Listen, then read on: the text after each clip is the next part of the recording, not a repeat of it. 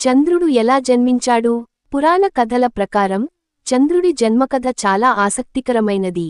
బ్రహ్మదేవుడు సృష్టిలో భాగంగా మహర్షి అత్రి మరియు ఆయన భార్య అనసూయ చాలా కాలం పాటు పిల్లల కోసం తపస్సు చేశారు. వారి తపస్సు ఫలించి త్రిమూర్తులు బ్రహ్మ, విష్ణు, మహేశ్వరులు వారికి పుత్రరూపంగా జన్మించేందుకు అనుగ్రహించారు. ఈ ముగ్గురు దేవతల కృపతో అనసూయ గర్భం నుండి ఒక శిశువు జన్మించాడు. అతనే చంద్రుడు. చంద్రుడు చిన్నప్పటి నుంచే ఎంతో కాంతిమంతంగా, అందంగా ఉండేవాడు. అతను బ్రహ్మదేవుని ఆశీర్వాదంతో దేవలోకంలో ప్రతాపశాలి అయ్యాడు. అనంతరం బ్రహ్మదేవుడు చంద్రుడికి తేజస్వితనంతో కూడిన అనేక వరాలు ఇచ్చాడు. ఆయన 27 నక్షత్రకన్యలైన దక్షపుత్రులతో వివాహం చేసుకున్నాడు. అయితే చంద్రుడు అందులో ముఖ్యంగా రోహిణిని ఎక్కువ ప్రేమించడంతో మిగతా భార్యలు తన తండ్రి దక్షుని వద్దకు వెళ్లి ఫిర్యాదు చేశారు.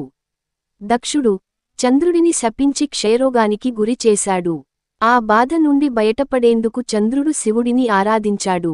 శివుడు అతనికి అభయమిచ్చి అమరత్వం కాదుగాని కృష్ణపక్షం, శుక్లపక్షం రూపంలో పెరుగుతూ, తగ్గుతూ ఉండే వరం ఇచ్చాడు.